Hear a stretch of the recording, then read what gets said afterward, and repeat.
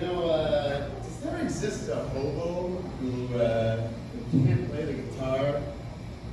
Feels like it's a prerequisite for homelessness these days, I think they should get them all together and have them start a band. I can see it now. The Of No Fixed Address Philharmonic.